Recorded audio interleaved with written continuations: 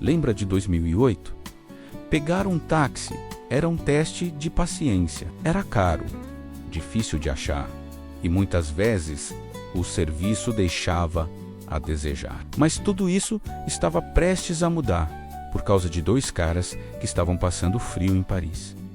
Eles estavam ali, no meio da rua, esperando um táxi que nunca vinha e decidiram que já bastava. Naquele frio, naquele momento de frustração, nasceu a ideia que iria revolucionar o transporte urbano para sempre. De um lado, Travis Kalanick, um programador teimoso, competitivo, que não aceitava um não como resposta. Do outro, Garrett Camp, um engenheiro que já era bilionário por ter criado o StumbleUpon. Eles eram diferentes, mas tinham uma coisa em comum: um ódio profundo por ficar esperando o táxi no frio. Foi aí que Garrett virou para o Travis e soltou a pergunta: e se a gente pudesse chamar um carro pelo celular? E o Travis, rápido no gatilho, completou: e se esse carro chegasse em minutos? Naquele momento, o universo do transporte começou a tremer. A primeira versão da ideia foi batizada de Ubercab. A proposta era genial, de tão simples. Um único botão no seu celular. Você apertava e um carro preto de luxo aparecia para te buscar. Sem ter que ir para a rua, sem dar sinal, sem brigar por um carro vago. Era um serviço exclusivo, para poucos. Mas o conceito era poderoso. Era o fim da espera. A ideia era tão boa que o impacto foi imediato, mesmo sendo um serviço de nicho no começo. A semente da revolução já estava plantada, mas uma semente não cresce sozinha. Ela precisa de alguém para regar, proteger e, no caso da Uber, para lutar por ela. É aí que Travis Kalanick entra de vez na história.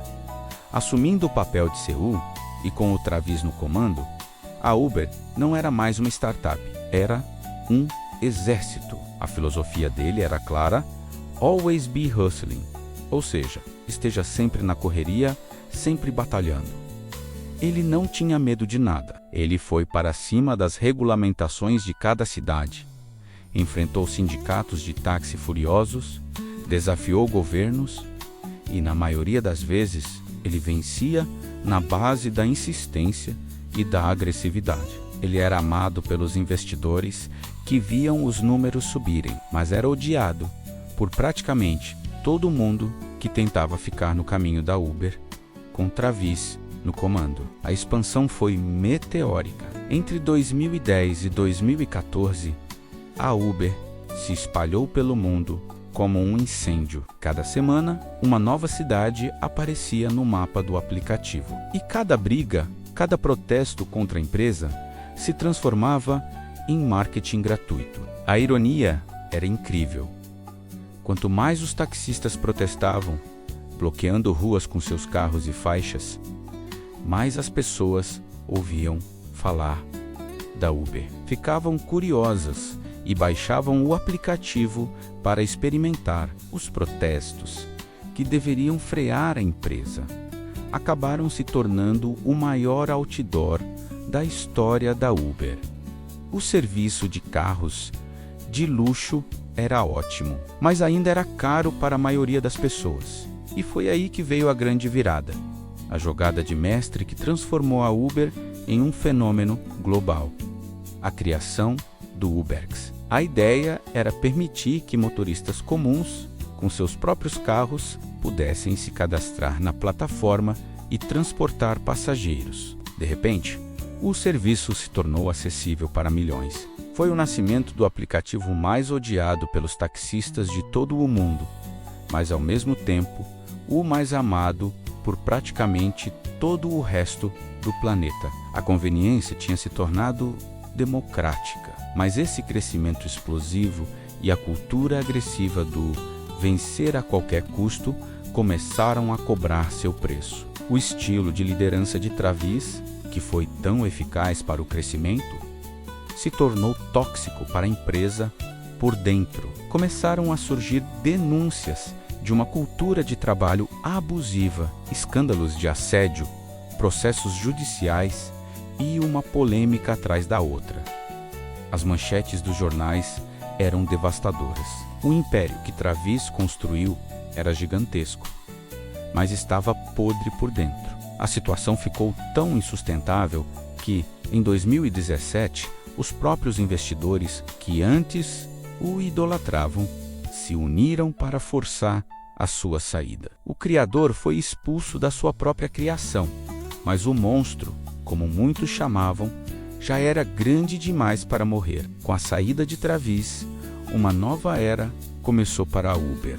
Entrou em cena um novo CEO, Dara Khosrowshahi, com a missão de apagar o incêndio e profissionalizar a empresa. A Uber deixou de ser uma startup de guerra e passou a ser tratada como uma corporação adulta. A nova gestão focou em expandir para outras áreas, como o Uber Eats, que se tornou um gigante do delivery, e também investiu em patinetes elétricos, bicicletas e até logística de cargas. O crescimento continuou, mas de uma forma mais madura, com menos conflitos e mais estratégia. Se Travis Kalanick foi o cara que iniciou o incêndio e queimou tudo o que estava no caminho, Dara foi quem chegou para transformar as cinzas em uma empresa sustentável e de longo prazo. Hoje, você pode amar ou odiar a Uber, mas é impossível negar o impacto que ela teve no mundo.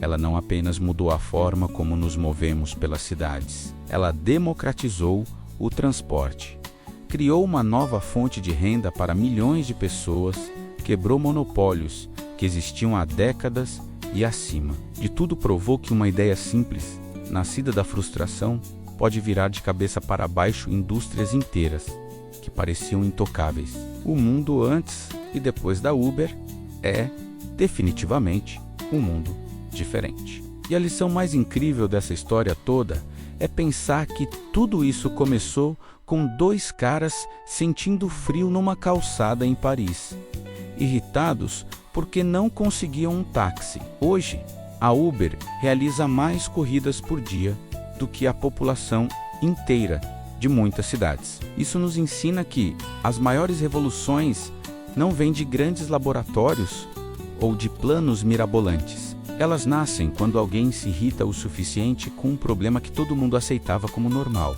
e decide, por conta própria, encontrar uma solução. E você? Qual problema do dia a dia te irrita o suficiente para você criar a próxima grande revolução? Pensa nisso. Obrigado por assistir. E se você curtiu essa história, não se esquece de deixar o seu like, se inscrever no canal e ativar o sininho para não perder os próximos vídeos. Até a próxima!